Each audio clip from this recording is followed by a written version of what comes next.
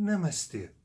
A ópera Turandot começa num entardecer numa praça dentro da cidade imperial de Pequim.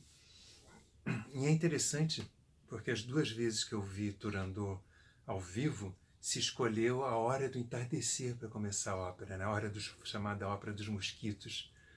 Né? Mas começa numa hora de ocaso.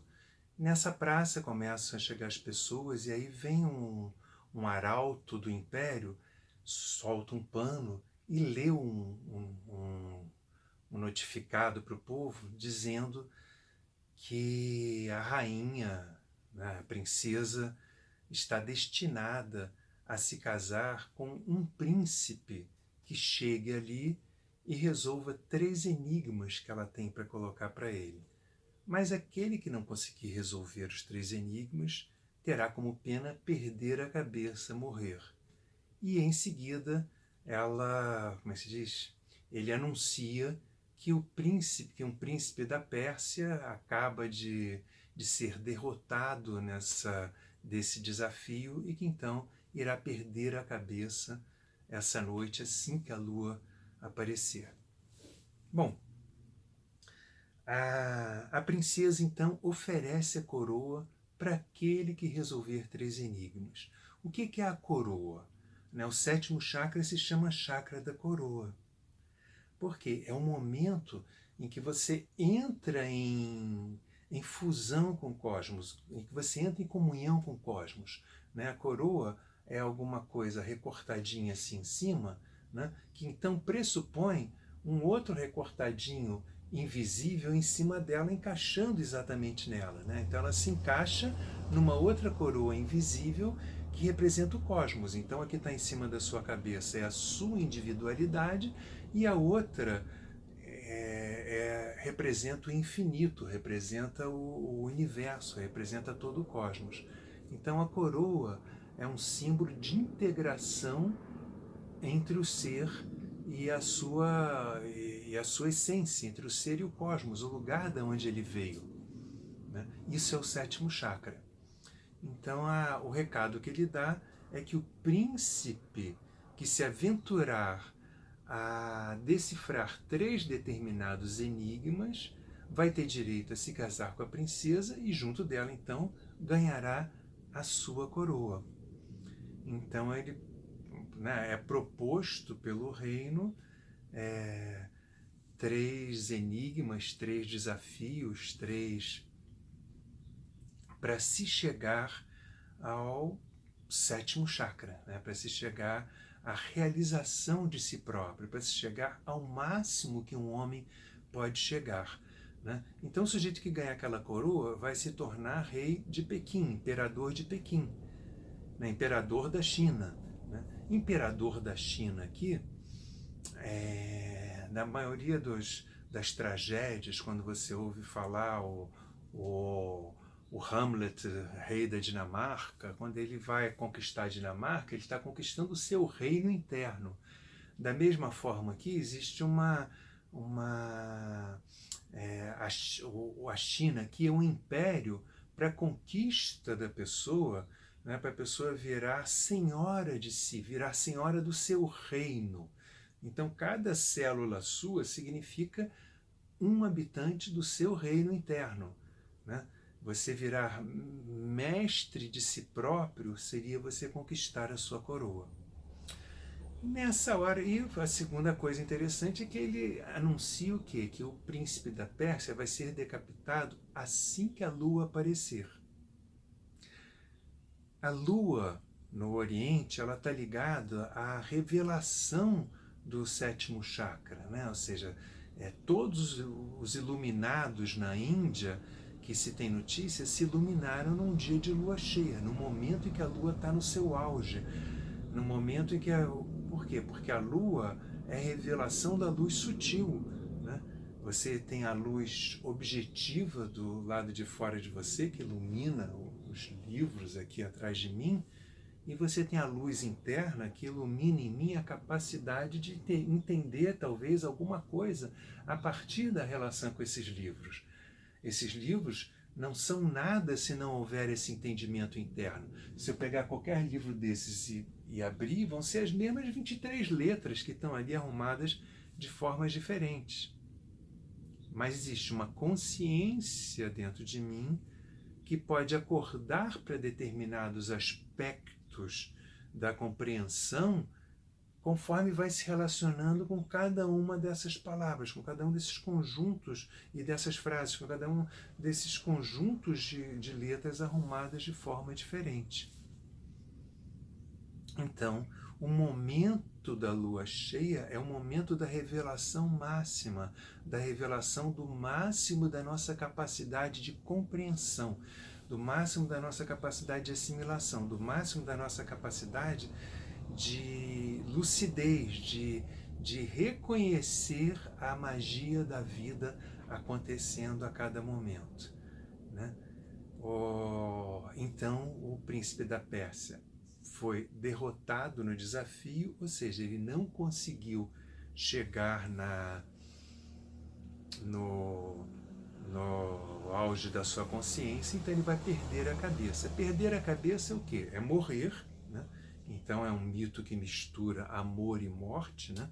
Porque ou você conquista o amor da rainha, ou você conquista o direito de se casar com a rainha, ou você morre, né? E existe uma relação aí, né? Você só pode conhecer o amor se você morrer para a sua personalidade. Mas você não morre de qualquer maneira. Você não está morrendo aí com uma facada no peito, não. Você está morrendo com um corte do pescoço. E o que é o pescoço? O pescoço é aquilo que separa a consciência da emoção. É aquilo que separa a lucidez, né, a capacidade, a visão, né, do sentimento, né? Então a morte aí é perdendo o pescoço, ou seja, tem o sentido de que foi decretado como definitiva a capacidade dessa pessoa de fazer uma fusão entre o seu sentimento e a sua lucidez, e a sua consciência.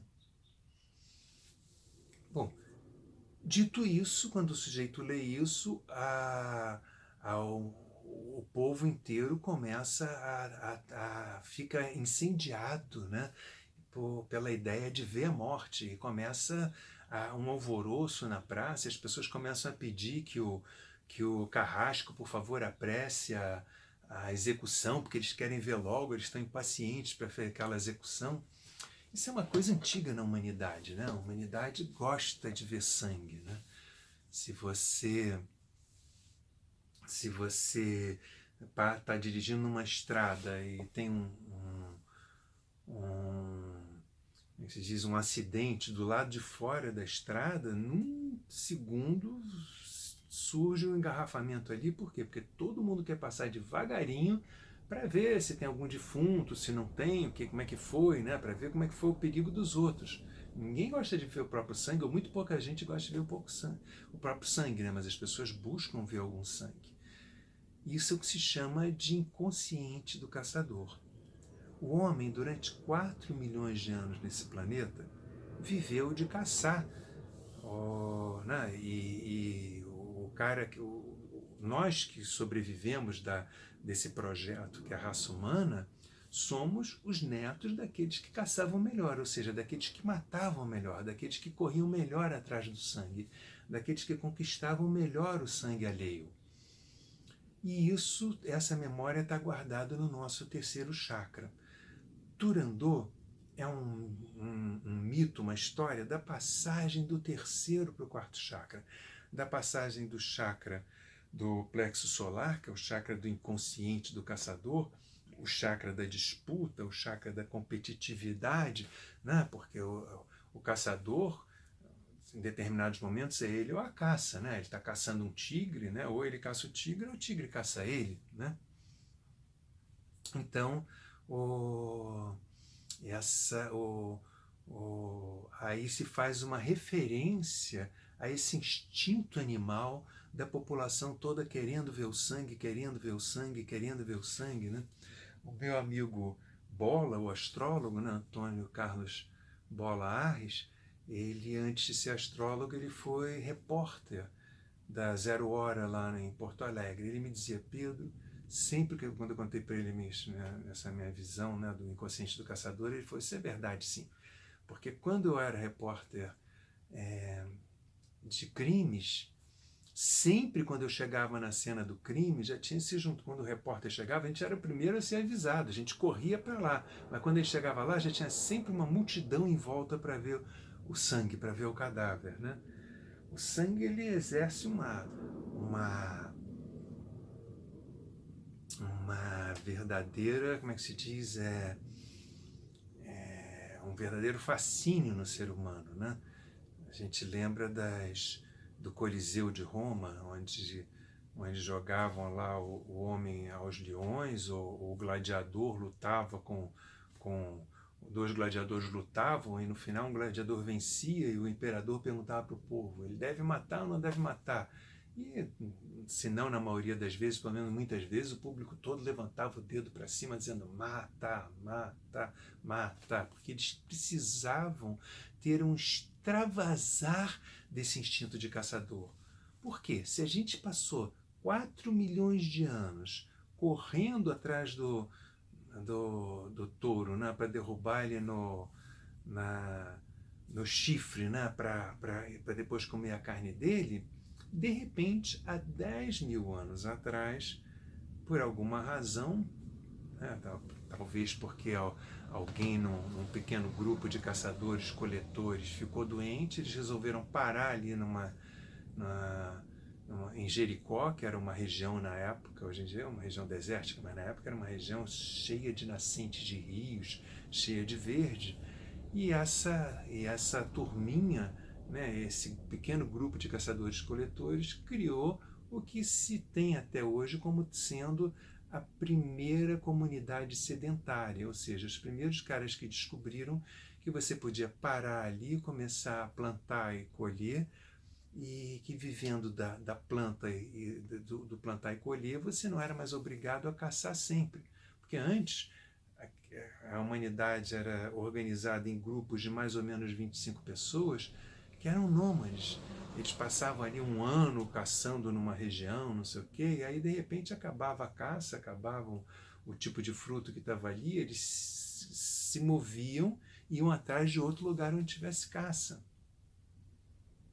Então até já existia uma relação com a agricultura, né? Porque o sujeito pegava o trigo, escolhia os melhores grãos de trigo e jogava ali no chão. Quando ele voltava, tinha trigo colhido de novo, né? Para ser colhido de novo, mas não existia.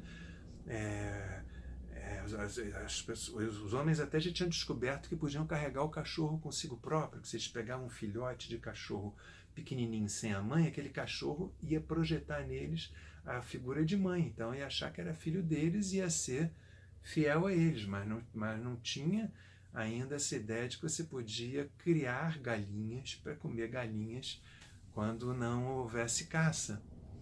Essa turma criou essa primeira comunidade que se tem notícia, e de lá para cá a humanidade foi cada vez ficando mais sedentária, né? E vivendo não mais da caça. Só que esse instinto de caçador continua nele. Esse instinto de caçador fazia com que de tempos em tempos as pessoas quisessem ver sangue. Então a gente tem essa coisa dentro da gente, que depois, ainda bem, saiu do Coliseu e foi para os estádios de futebol, onde as pessoas querem ver o sangue agora já sublimado muitas vezes na imagem da derrota do outro time, da vitória do seu time.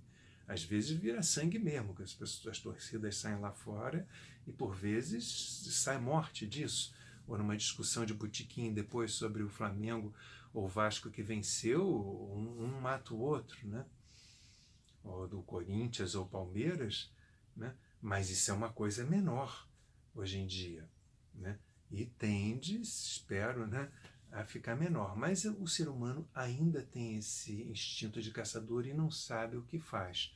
Naturandô, esse instinto de caçador começa a pedir para os caras para apressarem o sangue, porque eles estão ansiosos para a execução, porque eles estão ansiosos para assistir.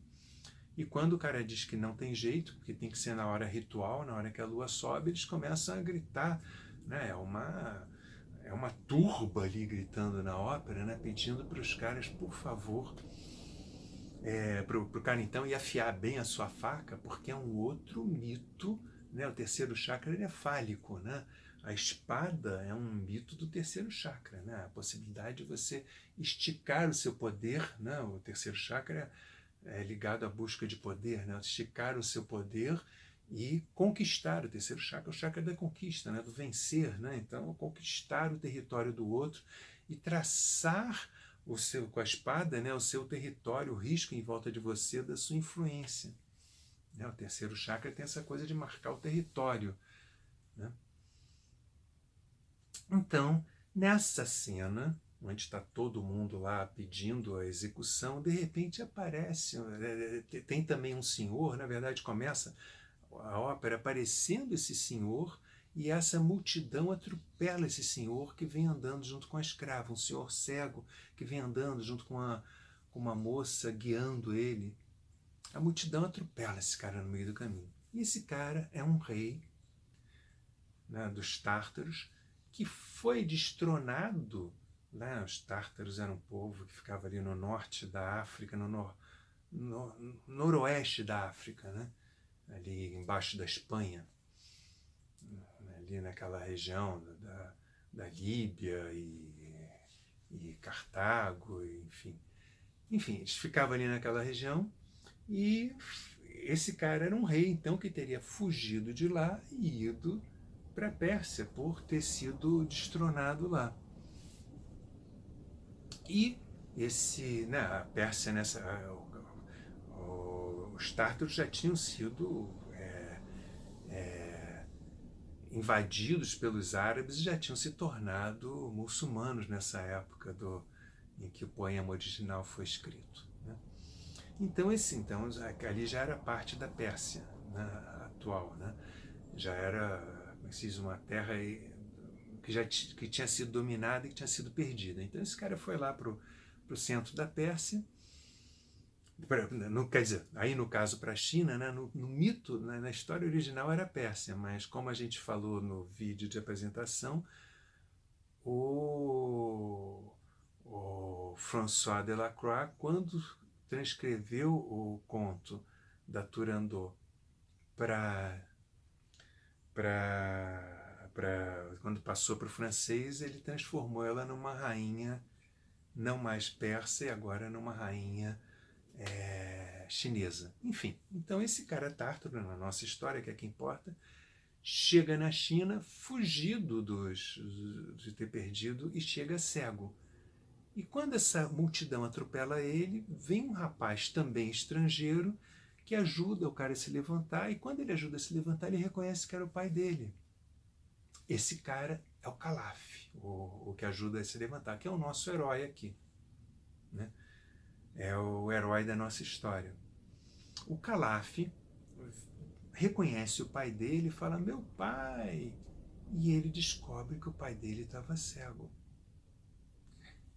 Aí tem a primeira história. O nosso herói vai buscar a iluminação durante o mito, a gente vai ver daqui a pouco, né?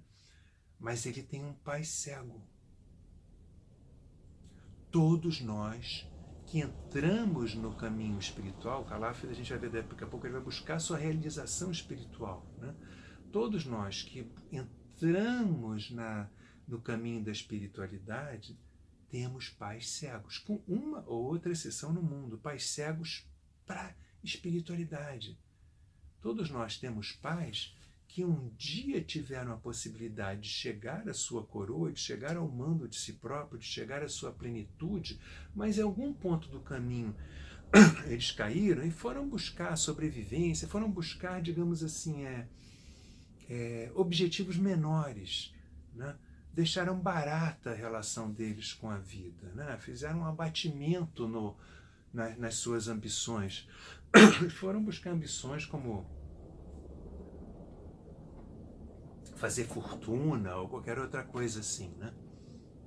Ou simplesmente ter a sua famíliazinha lá, bonitinha, bacana, né? Mas não chegar a se conhecer. Então, uma das primeiras rasteiras que a gente tem no erguer o edifício da espiritualidade na gente, eu faço de que a nossa base, que a base desse edifício nos foi ceifada, porque os nossos pais não só limitaram o alcance, a possibilidade de alcance deles na vida, como depois sentem medo que você vai ter, vai se entregar às suas aspirações e tentam também te limitar. Então, nosso primeiro problema quando a gente vai buscar a espiritualidade é que a gente não tem exemplos naquele pai, naquela mãe que a gente vê ali, de pessoas realizadas espiritualmente. A gente tem pessoas que estão numa determinada religião, agora estar numa religião é uma coisa, ter realizado a visão divina é outra. Né? Então o Calaf reconhece o pai, fala com ele, o pai reconhece o filho também e ele pede por favor para o pai para não falar baixo, para que os outros ali não percebam que ele é o filho dele, porque ele é um rei perseguido, senão ele pode dançar na história. E aí nisso vem a Turandot. Turandot, a rainha, a princesa, né, de Pequim, a princesa Pequim, capital da China, então a princesa da China, do Império da China, aparece altamente magnânima e o Calaf, vendo aquele príncipe bonito, jovem, se identifica com aquele príncipe, porque ele também é príncipe. Diz assim, poxa, essa mulher vai cortar a cabeça dele, e ele, como é que se diz, xinga ela dos maiores impropérios, né? E demonstra uma raiva dela porque ele se identifica com o príncipe que vai ser decapitado. Ele tem compaixão pelo príncipe. Compaixão a gente tem quando a gente passa pela mesma coisa que o outro. Daí o termo compaixão, né? Você está passando pelo mesmo problema emocional, pela mesma situação emocional do outro. Né? Por exemplo, se você entrar nos Alcoólicos Anônimos, você vai ver que todos os instrutores lá são ex-alcoólatras. Porque eles têm compaixão pelo outro que está tentando largar o vício, porque um dia eles passaram por isso. Ou se você entrar nos Narcóticos Anônimos, a mesma coisa. É mais fácil você ter compaixão pelo outro quando você passou pelo problema do outro. Né? Então ele tem uma compaixão pelo príncipe da Pérsia e detona, né, em impropérios a princesa da China até que ele consegue ver o rosto dela. Quando ele vê o rosto dela, de uma beleza pura, imagina, é uma mulher virgem que avisou que não vai perder a virgindade dela para nenhum homem, porque ela acha que nenhum homem vai conseguir digamos assim, matar a charada, resolver os 3 enigmas que ela vai dar. Então ela acha que todos vão perder a cabeça. Então ela é um símbolo de pureza. Assim como o fundo do nosso quarto chakra tem um espaço de virgindade, um espaço virgem, que nunca foi vilipendiado, nunca foi violentado por nenhuma experiência emocional que a gente tenha vivido lá de fora. Então, na hora em que ele vê a pureza e a beleza da Turandot, ele que acabou de xingá-la começa a tampar os olhos de medo de ver, de ter a revelação daquela beleza toda e se apaixona por ela. Ele se apaixona porque ele reconhece a pureza do chakra do coração dele. Ele era um príncipe, ou seja, alguém que tinha possibilidade de um dia chegar à coroa, de um rei destronado, ou seja, a coroa natural dele já não estava mais esperando ele. Mas ele tem alma de príncipe. Então ele quer passar do terceiro para o quarto chakra dele. O terceiro chakra é o príncipe conquistador, como era o príncipe original, de onde saiu a história original, né? Um príncipe caçador. Né? E evolução para o Calaf seria passar para o seu chakra do coração. Na hora em que ele vê a princesa, ele diz, é isso que eu quero. E ele diz, eu vou pedir a mão dela, eu vou pegar o desafio. Porque ou eu morro ou eu conheço o que é essa pureza aí. Na verdade, quem está buscando uma pureza fora está buscando a sua pureza interna. Está buscando o seu próprio estado de pureza. Então ele diz, eu vou bancar. E aí o pai dele tenta demovê-lo. Fala, não filho, não faz isso não, você vai morrer. Porque o pai aqui simboliza o primeiro chakra. O que é o primeiro chakra? É o nosso chakra raiz, é o lugar da onde a gente veio. A gente veio da nossa família. Então o pai tenta demovê-lo. Ele fala assim, não, Calaf, não faz isso não. Não aceita o desafio dos 3 enigmas, porque você vai morrer. Aí ele, resoluto, ele diz, não, eu vou conseguir sim. E o pai era guiado por uma escrava. A escrava aqui simboliza o segundo chakra, né?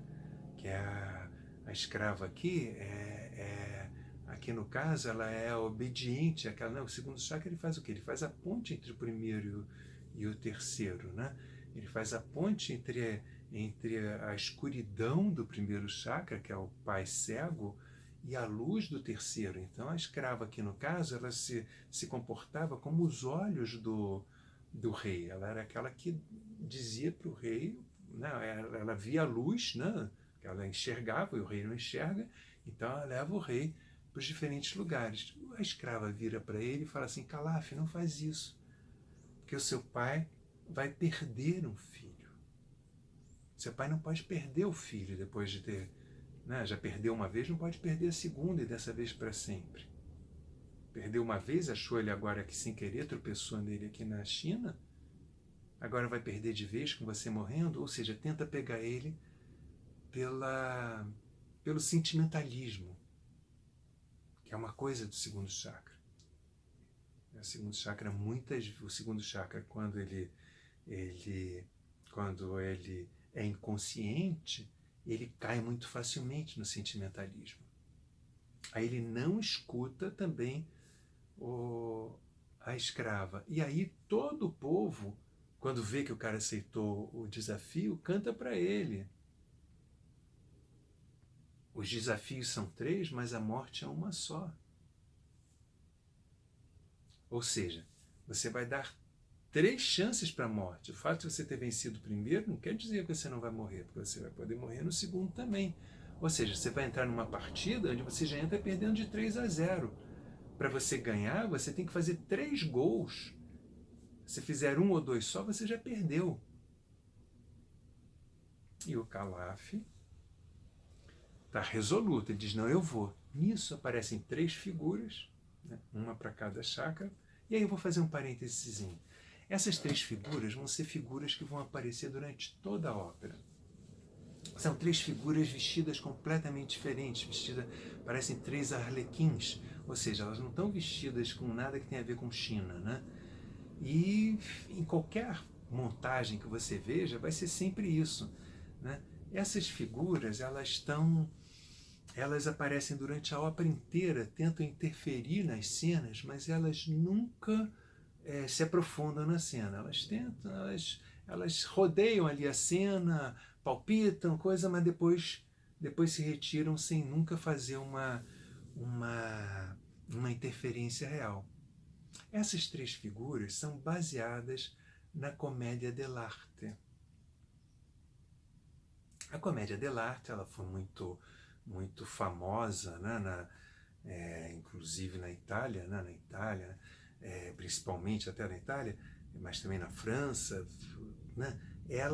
A Commedia dell'arte, ela era uma forma, né, teatral onde você tinha muita improvisação e ela tinha determinados personagens que eram fixos, eram sempre os mesmos personagens, né?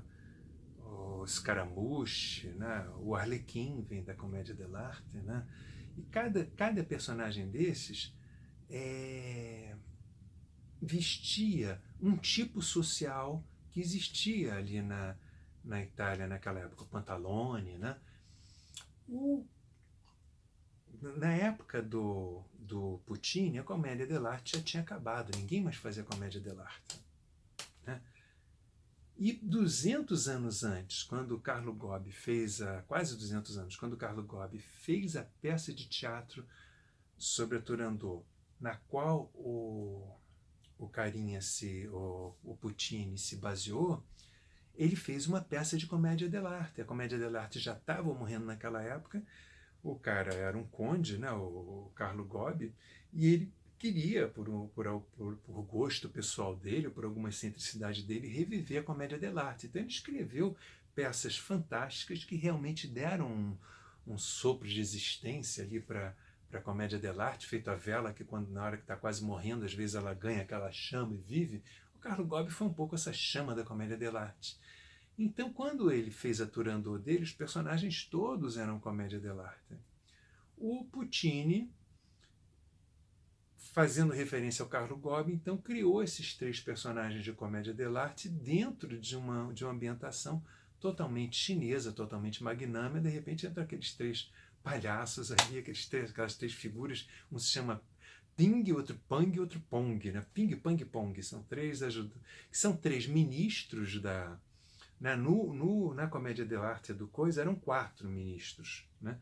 Ele pega, o Puccini pega os 4 ministros lá do Gobbi e mantém na peça dele, só que transforma em 3, porque aqui queria se simbolizar o quê? Os 3 chakras.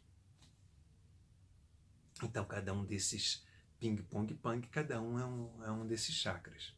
E esses 3, então ping, pong, pang, vem tentar demover o Calaf, dizendo, eles contam para ele, pô, por que você vai querer casar com a Turandot? Você tá fantasiando, idealizando, achando que ela é grandes coisas, mas é uma mulher feito qualquer outra aqui, de carne e osso. Você pode pegar qualquer mulher aqui que você vai ter a mesma felicidade, vai ter o mesmo sexo, vai ter a mesma companheira lá, vai ter até uma companheira mais disponível para você. Além disso, essa mulher é uma fascínora, você vai casar com ela, você vai conhecer um monstro, não sei o quê. Eles tentam demover de toda maneira. Por quê? Como esses personagens se chamavam máscaras, né, na comédia dell'arte. Então, como os 3 máscaras, os 3 ministros, né, representam as diferentes formas da sociedade, ele aqui na ópera Turandot, eles estão representando o quê? As diferentes formas, dos diferentes personagens que o inconsciente coletivo tem. Então aqui você teve primeiro o pai do Calaf tentando convencer ele de não tentar um voo maior, né? Não tentar a realização do sonho dele. Em seguida você teve a escrava dele tentando convencer disso. Depois você teve a população. Depois você teve os 3 máscaras que representam a multiplicidade de máscaras, a multiplicidade de personagens da sociedade, ou seja, representa um inconsciente coletivo querendo convencê-lo de não buscar o seu sonho maior. Isso é uma coisa que qualquer um de vocês vai descobrir quando começar, ou se já começou, a ter estados de consciências diferenciados. Tem um dia que numa meditação você entra num estado muito especial. Aí você sai daquela meditação, né, curtindo aquele estado diferenciado de ser e de perceber, e aí em seguida toca o telefone. Aí você toca o telefone, é a sua prima, a sua irmã, a sua tia, a sua amiga, contando os problemas todos, que o namorado deixou, que isso, que aquilo, e, enfim, te passando alguma miséria para te tirar daquele espaço. São as famosas seca-pimenteiras, né? Sempre que você ganha a pimenta, o sal da espiritualidade dentro de você, vem alguém para tentar te tirar da espiritualidade. Observe isso, né? Porque faz parte do inconsciente coletivo. O inconsciente coletivo, o coletivo, as pessoas, elas têm medo de que você descubra a espiritualidade por 2 razões. Todas do 3º chakra, todas as 2. Porque se elas descobrirem que você chegou num ponto a mais do que elas chegaram, elas vão se sentir frustradas, vão sentir uns merdas, vamos dizer assim, porra, podia chegar nisso, eu sou essa merda aqui, desculpe a expressão, né? Eu sou esse nada aqui, eu sou esse cocô do cavalo do bandido aqui. Ou então elas vão, como é que se diz? Ou então você vai se iluminar e você vai é, mostrar a ela todas as mentiras que elas veem dentro dela, né? E elas vão se sentir desafiadas a abandonar também as próprias mentiras, as próprias idealizações do que seria felicidade, quando vem a realização de uma pessoa viva ali na frente delas, vibrando, irradiando felicidade, irradiando autorrealização, irradiando vida, né?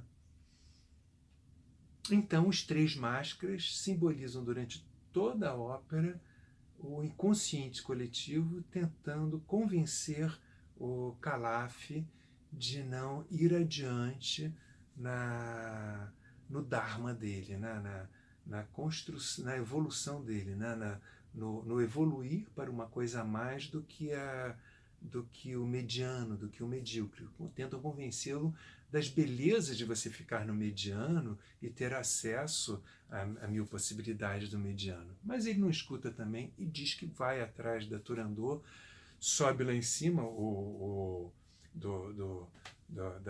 na parte mais alta lá da praça, em frente ao palácio, pega o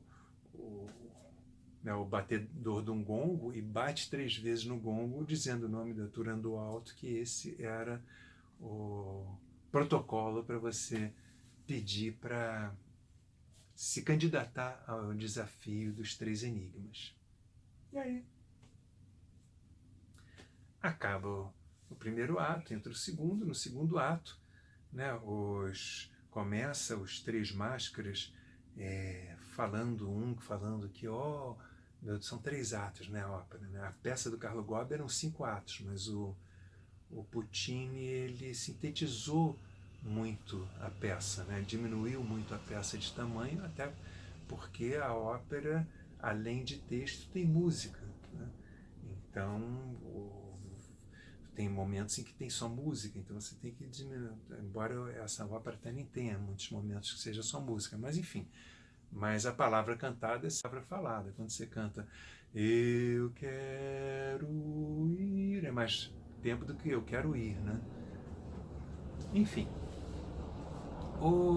começa o segundo ato, os 3 máscaras lá discutindo, um dizendo que está doido para se aposentar, para voltar para sua terra, onde aí ele vai ter felicidade, outro dizendo, enfim, eles contando seus planos de felicidade terrena, né, de se livrarem daqueles papéis deles para poderem se dedicar ao que eles acham que seria realmente felicidade e vida.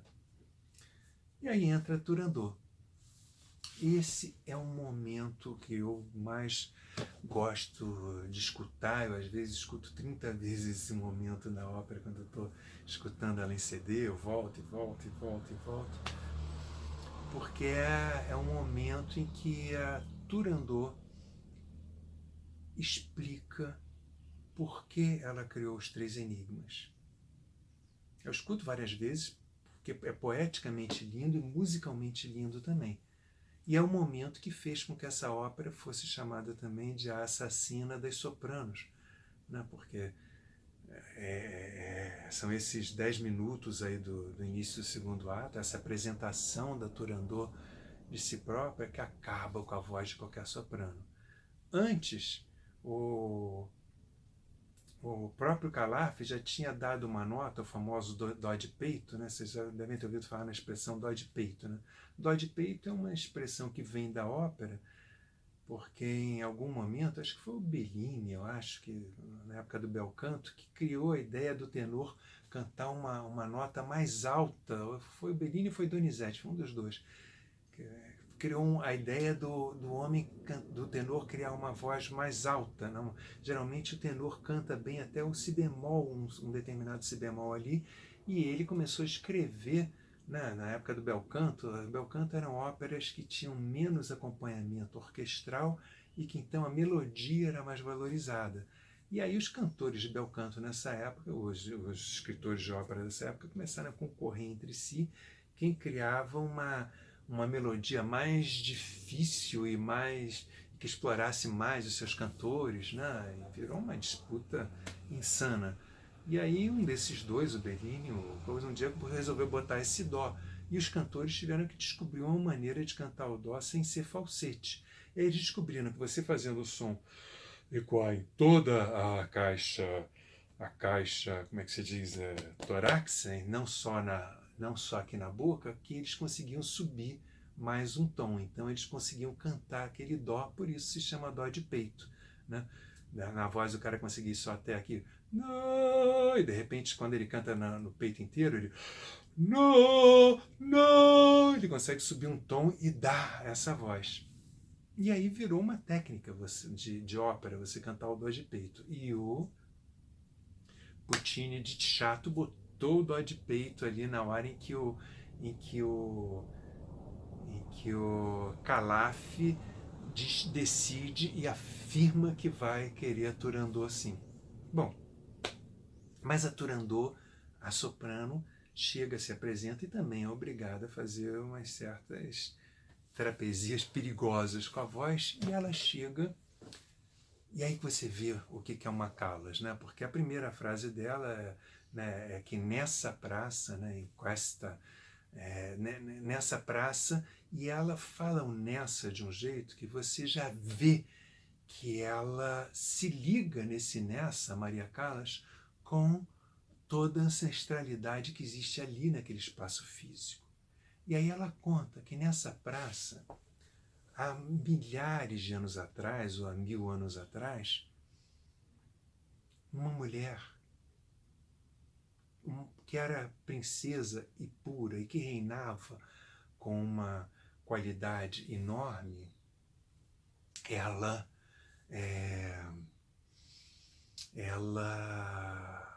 foi num determinado dia sequestrada e por um príncipe tártaro, né? Por acaso tártaro como Calaf, e que ela reinava com muita doçura, não sei o quê, e você vê que ela, e que um grito, ela fala que um grito ecoou nessa praça há milhares de anos atrás, ou há 1000 anos atrás, e que esse grito dormiu ali naquela praça por gerações e gerações e gerações, até que acordou nela de novo. Ela deu espaço para a dor dessa rainha antepassada dela, que foi sequestrada e morta, né, enforcada por um tártaro bárbaro, numa noite cruel, e que essa memória dessa noite cruel ficou ali naquela praça por gerações e gerações, até que encontrou abrigo na alma dela. É uma coisa muito forte, né? Eu dei abrigo, né?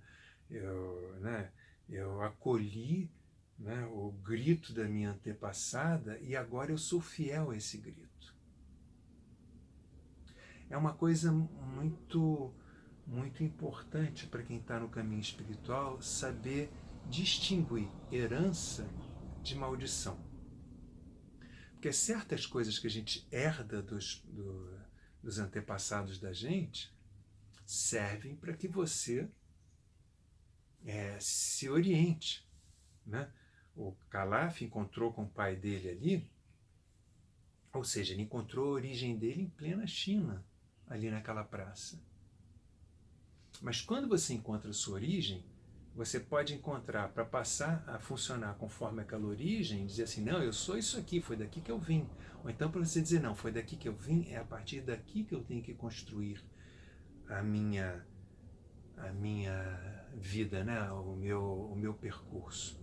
Por exemplo, numa época de eleições, normalmente as pessoas maduras, adultas, muitas vezes elas vão votar lá no bairro onde elas nasceram, né? Às vezes elas cresceram, casaram, foram morar em outro lugar, mas muitas vezes ficaram com o título de eleitor ali, mantiveram o título de eleitor onde elas moravam.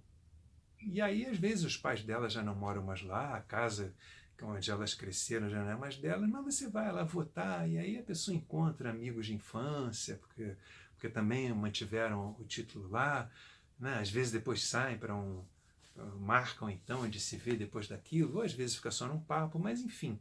Mas às vezes algumas emoções podem mexer com você, porque há 4 anos, desde a última eleição, que você não passava lá naquele lugar, e você viveu coisas de lá para cá que te amadureceram e de repente, ou às vezes que te afastaram de você próprio, e de repente você se lembra ali de alguns valores que você deixou para trás no tempo, né? De alguns valores dos seus pais, de alguns valores da sua infância. E quando você contata esses valores da sua raiz, você tem duas atitudes. A grande maioria das pessoas ou ignora o valor, passa por cima e diz, deixa para lá, ou então tenta recuperar e ser daquele jeito que ela foi, como se fosse uma traição ela deixar de ser da forma dos pais dela. Ou então você pode aproveitar esse dia para olhar aquela sua raiz e dizer assim, puxa, é mesmo, eu vim daqui. Será que eu construí o caminho? Ou seja, tem alguma coisa ali que pode ser resgatado, a inocência que você tinha quando era criança, né? A inocência que o Calaf resgatou de repente ao ver o pai dele, mas que em seguida ele reconheceu na cara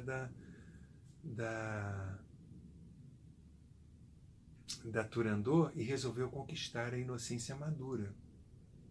Ou seja, você não pode conquistar para você voltar à sua raiz, para você se infantilizar e ficar sendo só o filho daquela família. Não, é para descobrir, para lembrar de onde você vem, para construir melhor essa diferenciação entre você e a sua família.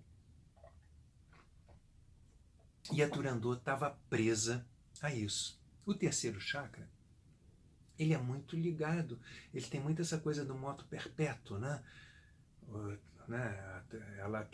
Ela canta ali o que a dor daquela princesa vive dentro dela e que ela está ali para vingar a cena que essa princesa passou 1 milênio atrás em cada um desses pretendentes que agora vem querer casar com ela. Então ela corta a cabeça de cada um. Terceiro chakra é um chakra ligado à vingança. Mas se você quer se vingar, é porque você está vivendo no passado, é porque você está vivendo de uma coisa que já se foi, e não no aqui e agora. E por outro lado, o terceiro chakra é um chakra que quer conhecer o aqui e agora, né? Que ambiciona o aqui e agora. Mas o terceiro chakra tem esse moto perpétuo, né?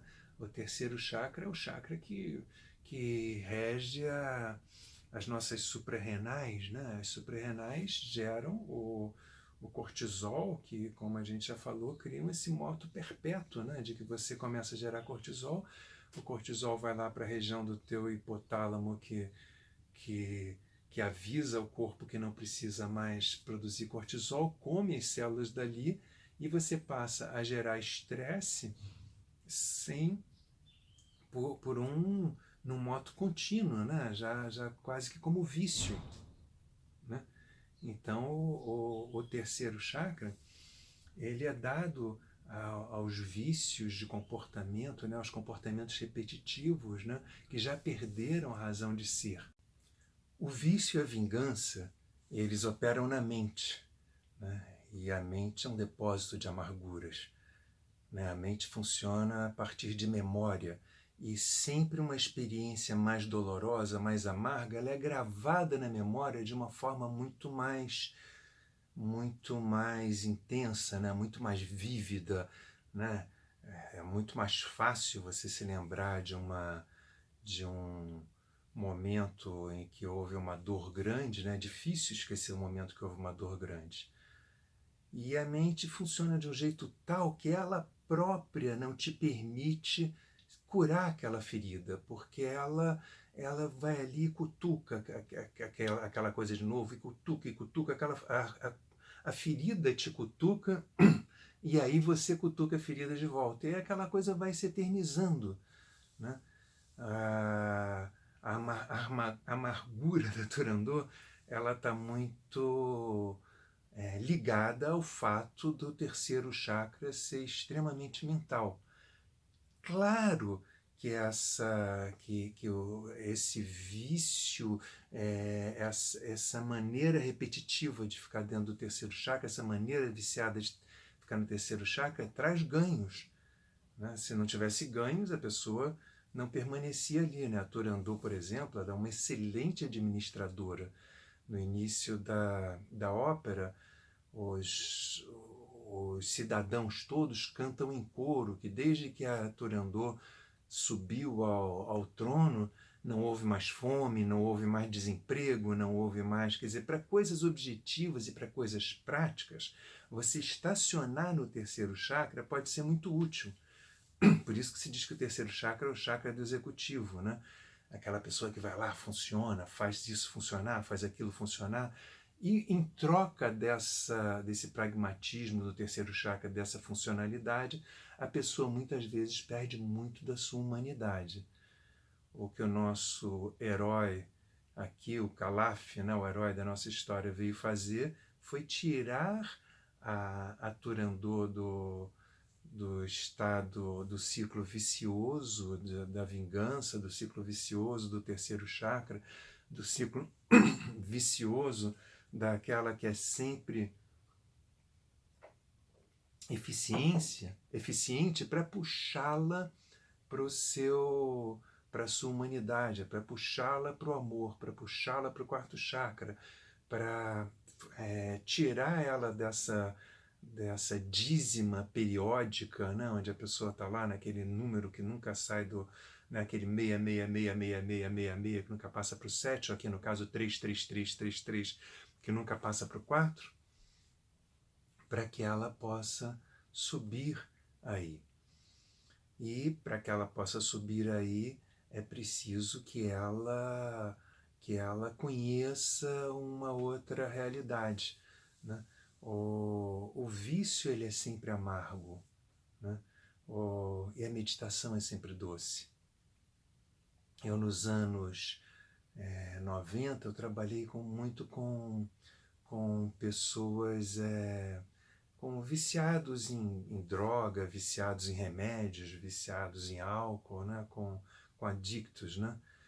E tirei muita gente já desenganada pelos seus psiquiatras anteriores, quer dizer, anteriores não é que eu seja psiquiatra, né? Quer dizer, pelos seus processos anteriores com a psiquiatria, com remédios, e com a meditação, de repente, elas largaram. Por quê? Na verdade, eu dei um outro vício para elas, né?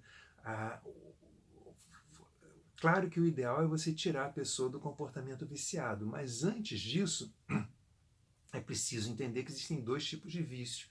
Existem os vícios destrutivos e os vícios construtivos, né? Existem os vícios, entre aspas, negativos e, entre aspas, positivos. Então, o que eu fazia era nada mais, nada menos do que dar um outro vício para a pessoa, e aí ela tinha um preenchimento, e aquele preenchimento fazia com que ela não buscasse mais aquele vício. É isso que o nosso herói vai fazer. Ele vai viciar a nossa heroína, a nossa vilã, né, a Turandot, a nossa personagem principal da ópera, a nossa primadona. Ele vai viciá-la no amor, né? Então a Turandot chega e dá para ele o primeiro dos desafios. Ela primeiro tenta demovê-lo, né, de aceitar os desafios, né? Mais uma vez canta que os desafios são 3 e a morte é 1, ou seja, ele já entra perdendo de 3-0 no jogo, né? Vai ter que fazer 3 gols para sair, para chegar no empate da história. E ele, como é que se diz, não topa, né? Ele está determinado, né? O segredo do crescimento pessoal é a determinação, porque todo mundo vai sempre tentar estimular os sabotadores que você traz dentro de você, para te lembrar dos sabotadores, acordar esses sabotadores, ou plantar novos sabotadores em você, sempre que você estiver mais em contato com você. Porque se você estiver mais em contato com você, você vai ameaçar aquelas pessoas de perceberem que elas não estão em tanto contato assim com elas próprias, né? Então, a Turandot chega e dá para o nosso herói o primeiro desafio, o primeiro enigma, né? Um enigma, né, é uma coisa diferente de de um de um desafio né, de um desafio das revistas coquetel, né, onde você chega lá, resolve e pronto, acabou. Né? Um enigma é uma coisa que exige um certo silêncio interior seu, um certo entrar em contato consigo próprio, para você uma certa meditação interna, né? Um certo contato consigo próprio, porque a solução do enigma ela brota de dentro de você. Ela não vem do raciocínio, ela vem da emoção, ela vem do sentimento. Então a Turandot vira para o nosso herói e pergunta para ele, conta para ele uma história de que numa noite cintilante, né, iridescente, né, um fantasma cintilante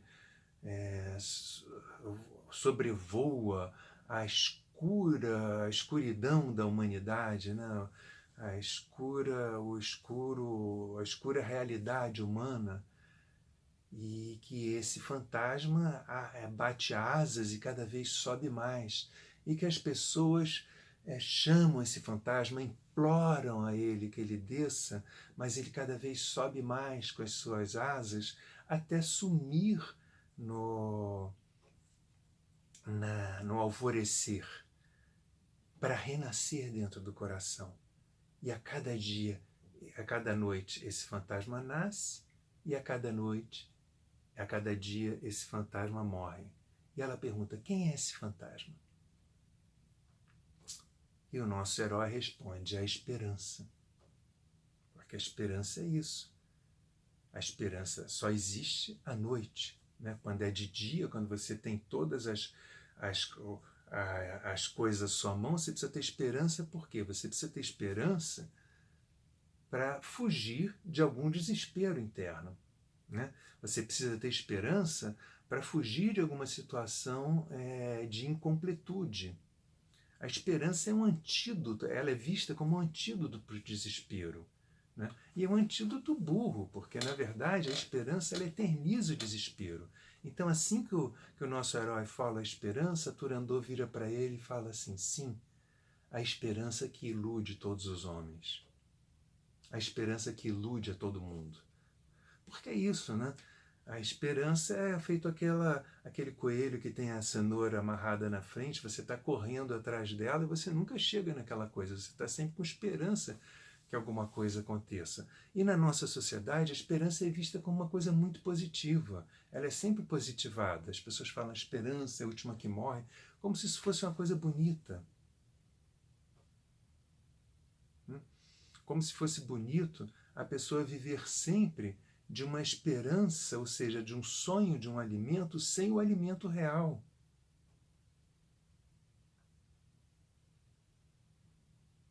A esperança é o grande sabotador do primeiro chakra. Né? O nosso é um dos grandes sabotadores do primeiro chakra. Né? Um grande sabotador, é uma grande sabotadora do primeiro chakra. Por quê? Porque o primeiro chakra é o chakra da responsabilização. Enquanto você tem esperança, você não precisa se responsabilizar para conseguir fazer as coisas, porque você acha que as coisas vão se arrumar por si próprias. E é isso que colocam na cabeça da gente quando as religiões que dizem quando você for para o céu, aí sim você vai ser feliz. Né? Todos os filmes de Hollywood com seus finais felizes, essa até que é uma ópera com final feliz, né? As outras óperas do Puccini não são obrigatoriamente final feliz, né? A Tosca, ela acaba se atirando do alto do castelo depois de ver o grande amor da vida dela ser fuzilado, né? Então não é nem um pouco um final feliz. A Madame Butterfly também se suicida quando percebe quando entra num estado de desesperança, de desespero, porque percebe que aquele amor dela nunca vai morrer. Aliás, é uma ópera sobre esperança. porque Madame Butterfly conhece um marinheiro americano, uma geisha japonesa que conhece um marinheiro americano. Ele passa ali, tem uma affair com ela, a sensibilidade dela se abre toda para o cara, ela se apaixona pelo cara, o cara promete que vai ser dela sempre, mas é um marinheiro, vai embora. Ele vai embora, provavelmente arranja outra mulher em cada porto e diz isso para todas. Mas ela fica ali esperando, ela leva o japonês, quando diz sim, não tem volta atrás. Ela falou que ele era a paixão da vida dela, ela carregou isso para sempre. Ela fica esperando, esperando, esperando até perceber que não vai tê-lo. No dia que ela sabe que não vai tê-lo mais, ela vai e se mata. Né? Então é um mito onde a desesperança, né, levou a um fim trágico. E a desesperança, ela é uma consequência natural da esperança. Porque uma hora você vai perceber que aquilo que você estava esperando não veio. As pessoas têm medo de perder a esperança para não entrar no desespero. É o contrário. Se você perder a esperança, se você abrir mão, se você jogar fora, se você se desapegar da esperança, a desesperança e o desespero vêm junto também. Porque a esperança é um desejo disfarçado, né? É um compromisso com o futuro. Né? Você está esperando sempre uma coisa que não está aqui na sua frente, você está esperando uma coisa que vai vir um dia na frente. E aí você perde a chance de ser feliz no único lugar onde você pode ser feliz, porque é o aqui e agora. Quando você percebe que aquilo que você está esperando não vai vir nunca, vem a desesperança ou o desespero, né? Seja da Madame Butterfly, ou seja, o seu ou o meu. Então, o nosso herói, né, o Calaf, ele mata a charada, ele percebe o enigma do primeiro chakra, que é o quê? Que você tem que abrir mão da esperança, né? E ela já dá dica para ele, quando diz que a esperança ilude a todos, você tem que abrir a mão da esperança e se responsabilizar para dar um passo no aqui e agora em prol da felicidade possível aqui e agora. Mas os três grandes poderes da nossa sociedade, eles incutem a esperança dentro de você como uma coisa positiva. O patrão diz para você que se você trabalhar a vida inteira, quando você se aposentar, você vai ser feliz. Então ele te dá a ideia de esperança, de que você tem a esperança de ser feliz um dia, porque você juntou. Né? É uma maneira de te manipular. A esperança é uma forma de manipulação que prende a pessoa no primeiro chakra.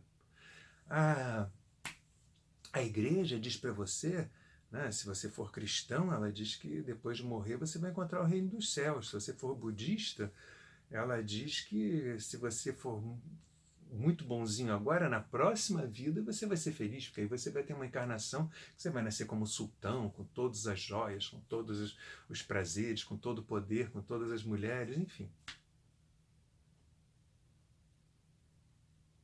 E o político, que é o terceiro poder, vira para você e fala assim, não, vote em mim, porque aí você vai ser feliz. Ele te dá esperança, ele te vende. Os três são vendedores de esperança, tanto o patrão, quanto as religiões, quanto os patrões das religiões, né?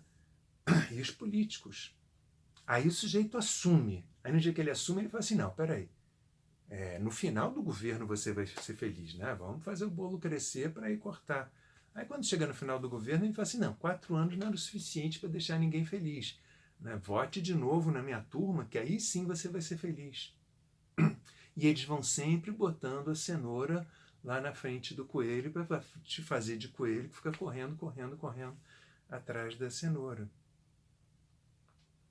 Até o dia em que você descobre a estrutura da esperança e você resolve ser feliz aqui e agora. Você diz, não vou ser feliz quando eu me aposentar, eu quero ser feliz hoje. O simples fato de você olhar para a estrutura da esperança faz com que ela comece a desaparecer naturalmente dentro de você. Quando você entende o joguinho, né, quando você soluciona o enigma, ou seja, quando você sente, né, quando você, pelo sentimento, desfaz o joguinho, entende o joguinho, entende não com a cabeça, né?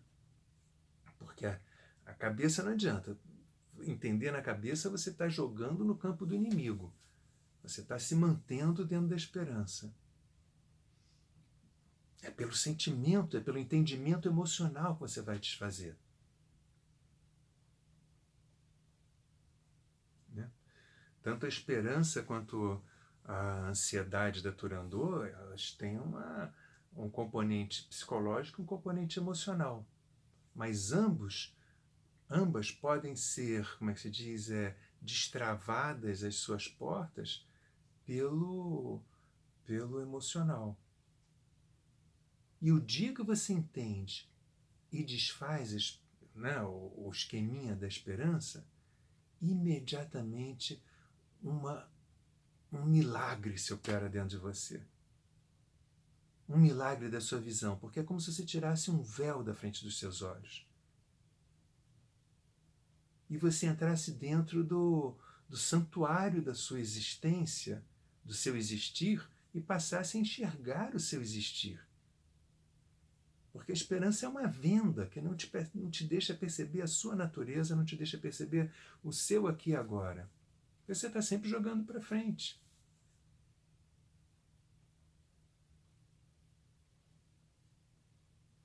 Você entra no santuário da tua existência, do teu ser, e você começa a ver tudo diferente. As montanhas continuam sendo montanhas, mas passam a ter um colorido diferente, passam a ter uma vida diferente, passam a parecer vivas, entendeu? Vibrantes, brilhantes, né? Pulsantes, se a gente pode dizer assim. Energéticas. As árvores continuam sendo árvores, mas o verde delas é diferente. Os rios continuam sendo rios, mas você olhar para eles passa a ser revelador. Alguma coisa de transcendental acontece em olhar para eles. Você não está mais raciocinando no anteontem enquanto está olhando para o rio. Você está permitindo que esse rio te faça perceber o rio da existência existindo através de você nesse momento. Nesse momento e o tempo todo, porque esse momento é a eternidade.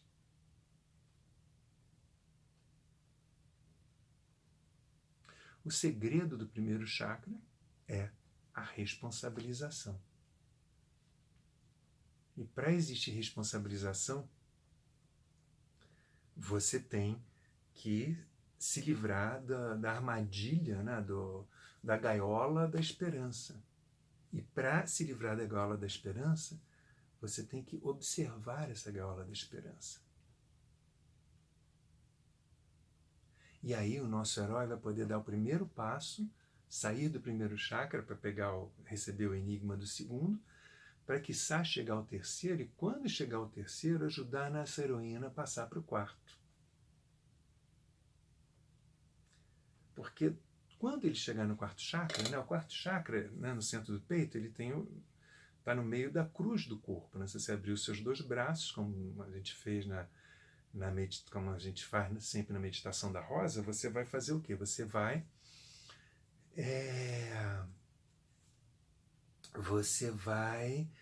passar por um momento onde a sua ascendência vertical passa por um fenômeno horizontal. Né? Nesse fenômeno horizontal você tem um desafio. Né? Você tem uma visão do seu sétimo chakra, uma visão da coroa que o nosso herói teve quando ele olhou para Turandot, para a nossa princesa a primeira vez. Ele viu aquela possibilidade da coroa, né? Quem vê a possibilidade do chakra da coroa uma vez, não esquece jamais, né? Vai querer seguir atrás daquilo o tempo todo. No quarto chakra, você tem essa decisão, né, de se quer continuar para lá ou não. Então a Turandot está tentando puxar o nosso herói que teve uma visão de quarto chakra para os chakras de baixo. Ela tenta com o primeiro enigma para o primeiro, tenta no segundo enigma puxá-lo para o segundo, tenta no terceiro enigma puxá-lo para o terceiro, né? E como a gente vai ver daqui a pouco, ela vai tentar puxá-lo para o terceiro mesmo, e depois do outro resolver o terceiro enigma.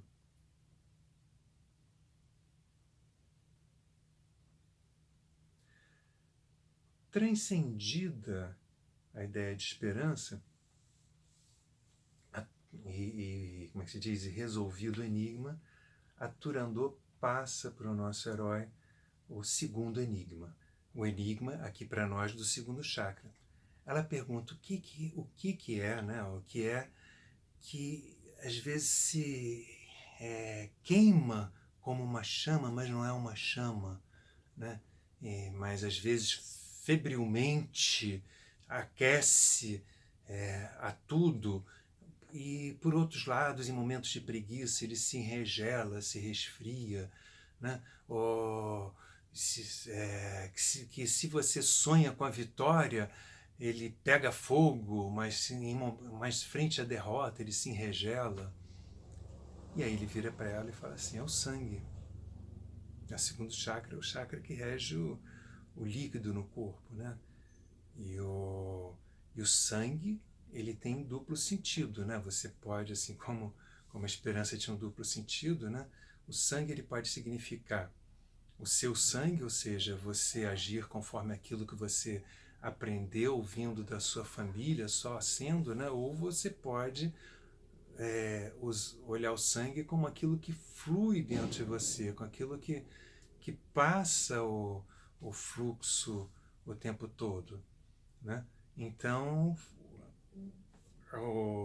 digamos assim, resolver o enigma do segundo chakra é você você passar a agir, em vez de conforme o seu passado, o lugar de onde você veio, pelo fluir momentâneo dentro de você, por você agir a partir do fluxo, né? E aí a Turandot fica possessa porque viu o perigo dela ter que se casar finalmente. O cara resolveu dois enigmas, ninguém tinha resolvido nem o primeiro até agora. Ela fica assustada, ela está num espaço assim, uns degraus acima, 3 degraus acima do Calaf. Ela desce com um olhar altivo. Essa era outra coisa da Calas fantástica. Ela atuava com o olhar de uma forma fantástica, né? Infelizmente, só a única ópera que restou filmada dela é o segundo ato da Tosca, que vocês podem assistir e ver o que era, como a mulher trabalhava com o olhar, né?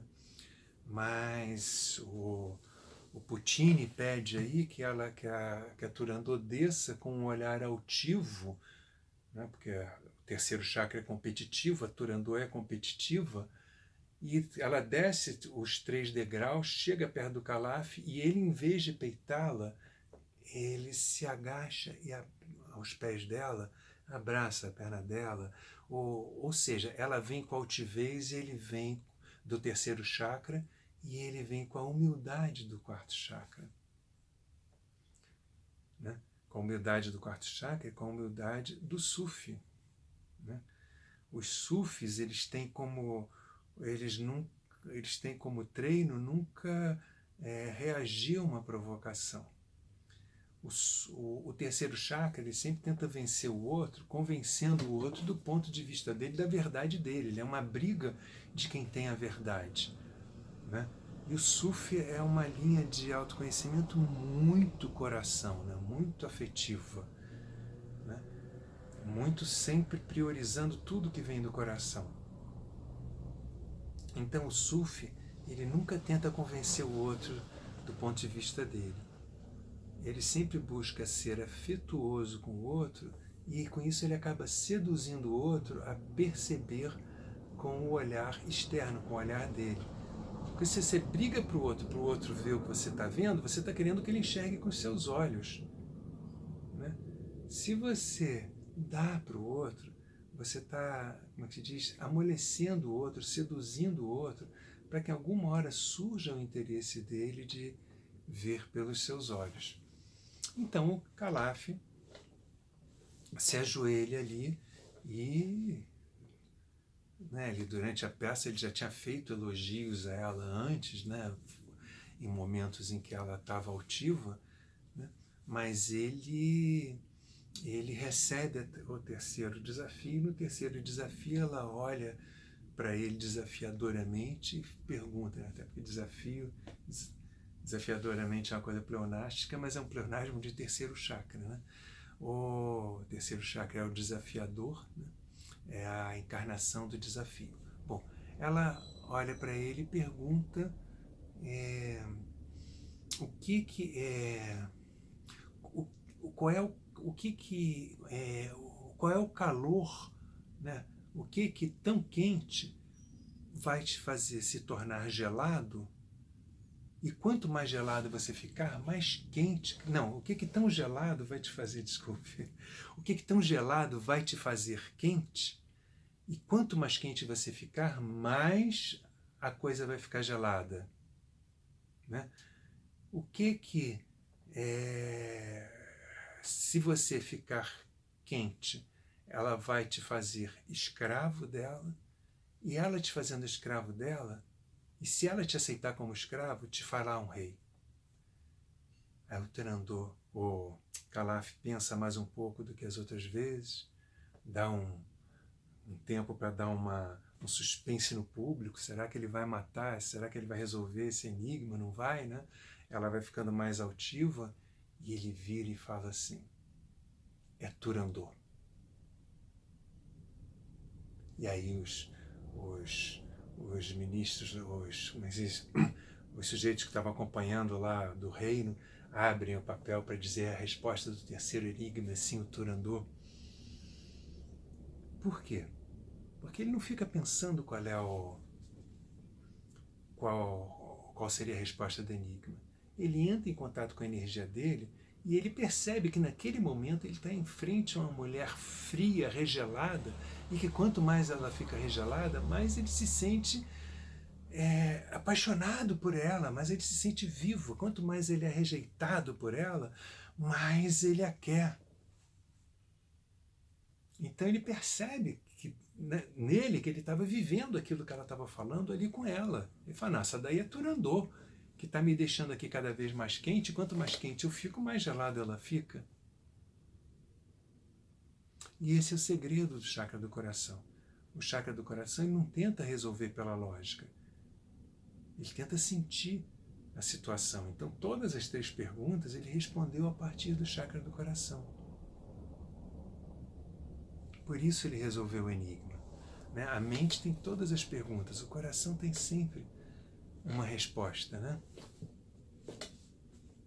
Aí a Turandot enlouquece. Ela fala assim: não, mas eu não vou me casar de jeito nenhum. Aí ela vira para o pai dela e pergunta se pode quebrar o juramento. O pai fala: de jeito nenhum. Juramento é juramento. Você falou que se alguém resolvesse os 3 enigmas, né? Aliás, enigma é isso, né? O enigma é uma coisa diferente de charada, né? Diferente de uma charada da revista Coquetel, né? Que você pensa ali, resolve, e você passa para outra página, né?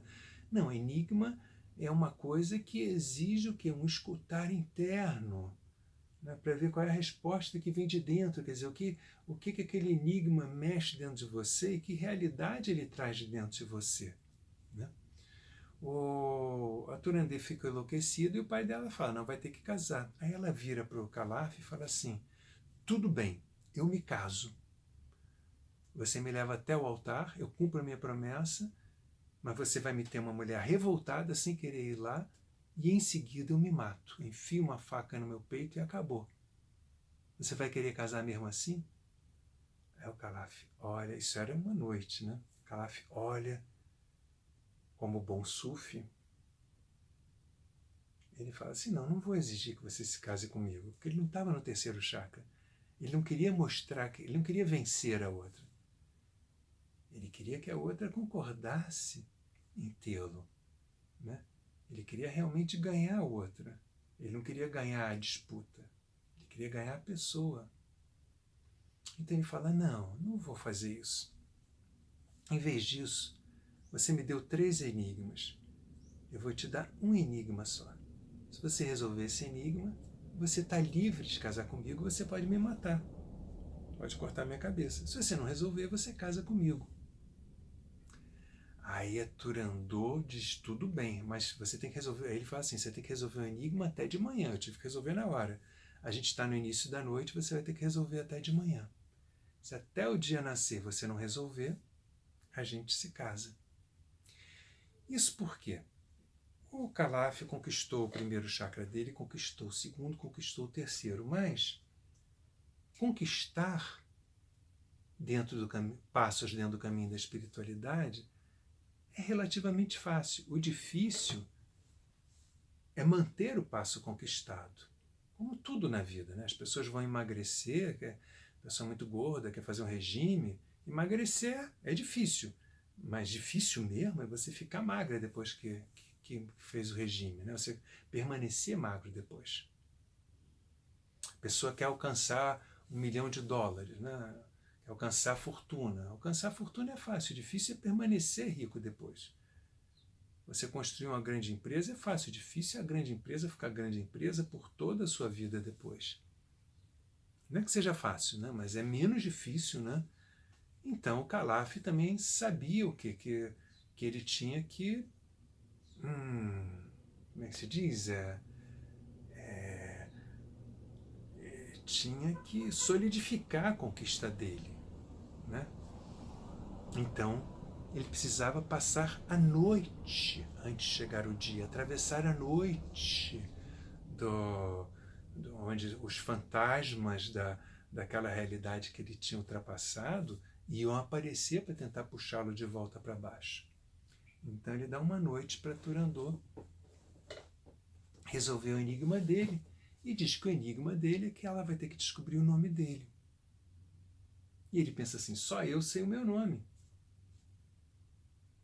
Ela não vai descobrir nunca. E aí de manhã vai casar comigo. E aí, com isso, ele ganha a simpatia do pai dela, ganha a simpatia da população, ganha a simpatia de todo mundo, porque ele, como o chakra do coração que é generoso, ele também foi generoso com ela.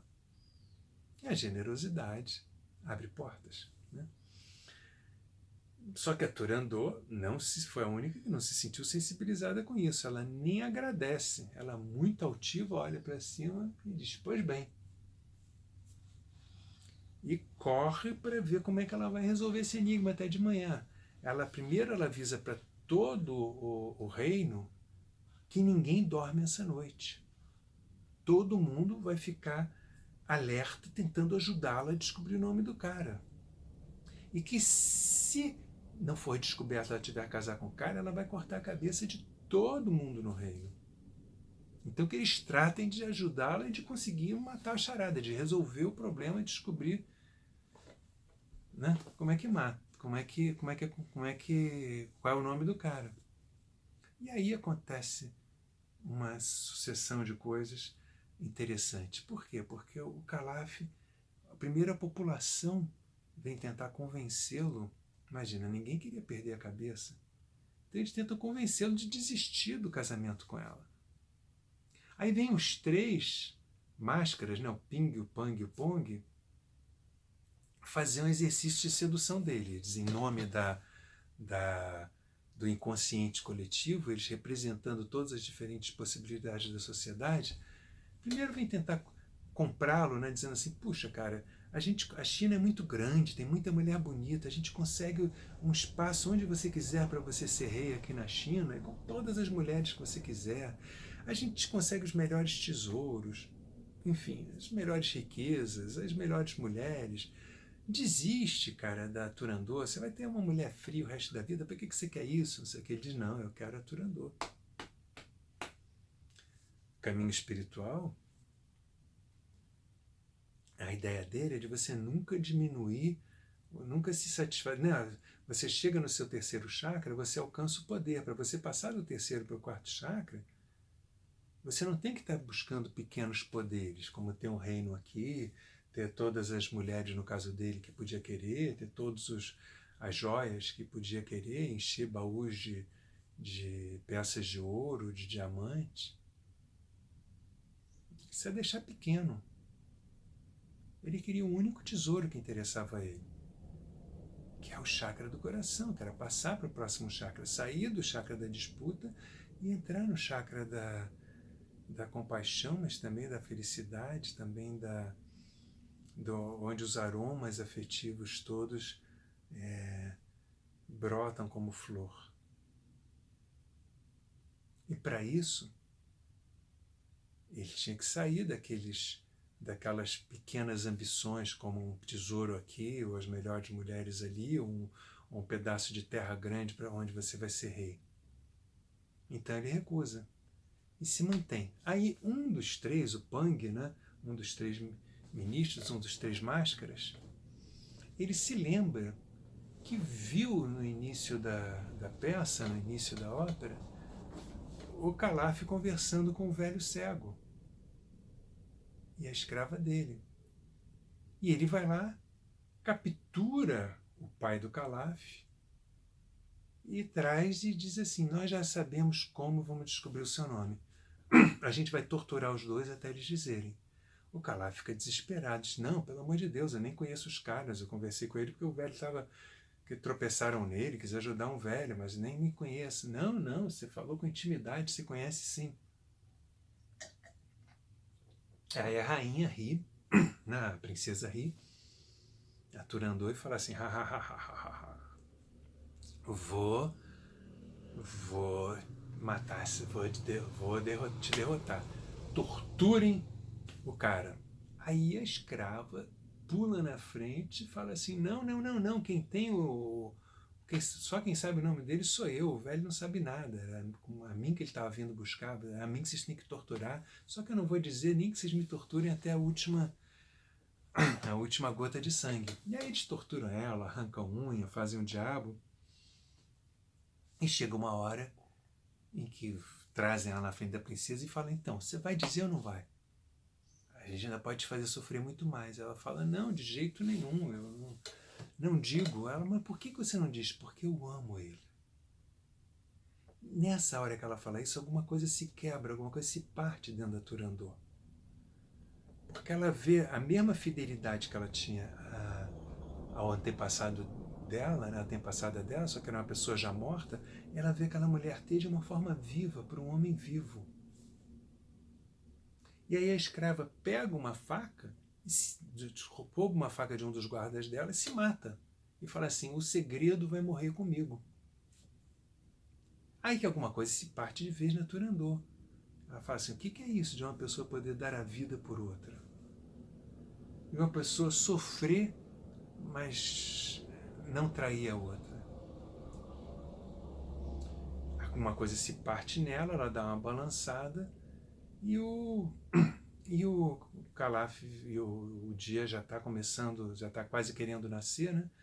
E o Calaf mexe com ela e fala assim: tá vendo, você vai ter que casar comigo. Se ferrou.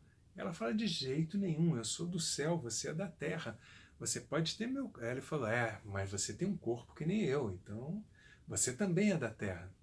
E aí eles vão numa conversa onde o Calaf de repente levanta o véu dela e dá um beijo nela, porque ele várias vezes já tinha dito que se ele desse um beijo ardente nela, que ele ia derreter o gelo dela. E nessa hora ele fala isso para ela: não, eu te dei um beijo, eu derreti o seu gelo e agora você sentiu na carne o que é a presença do amor. E ela treme mais uma vez.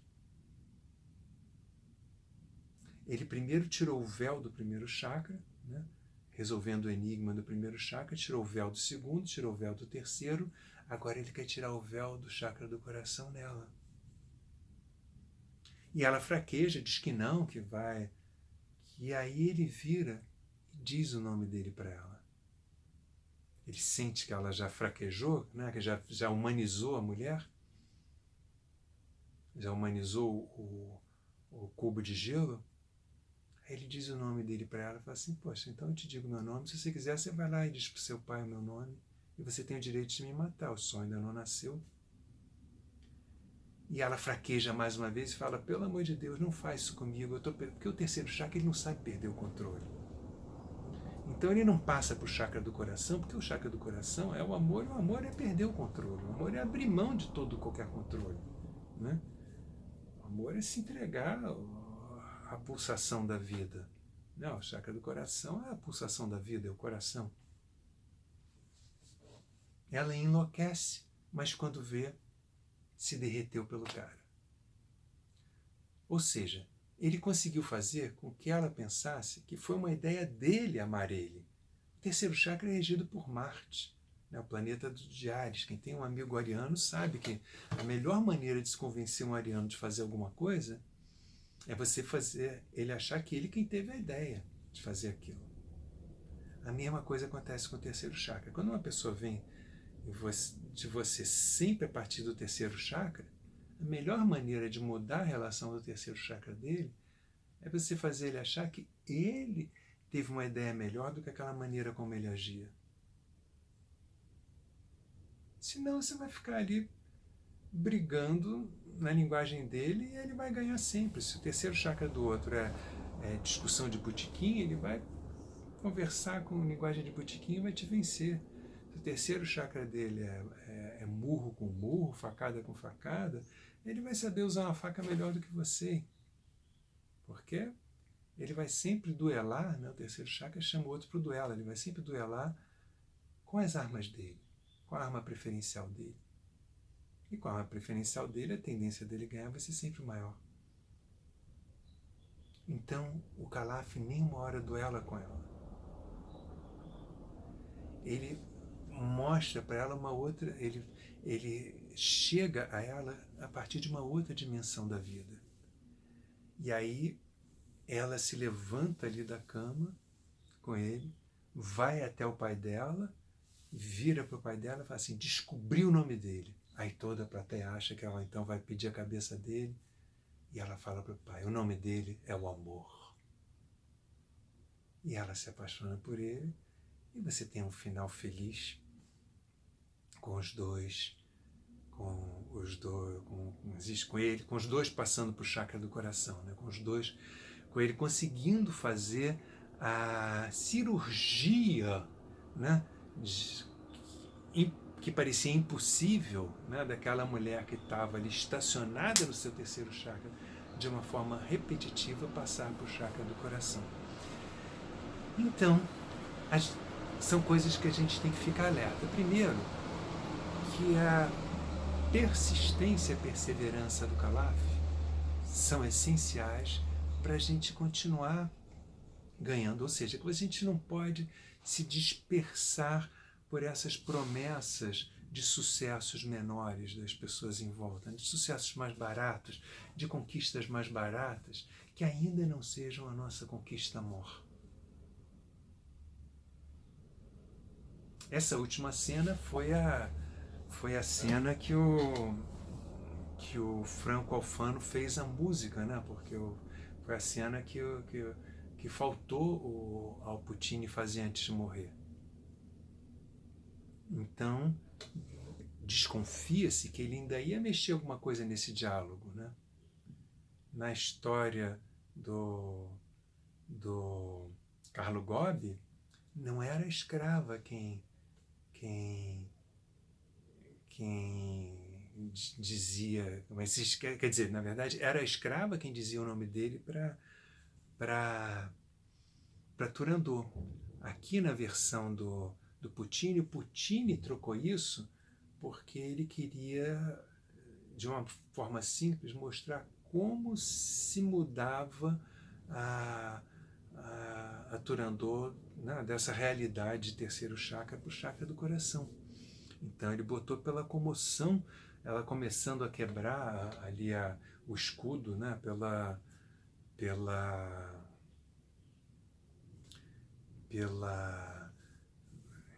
ao ver a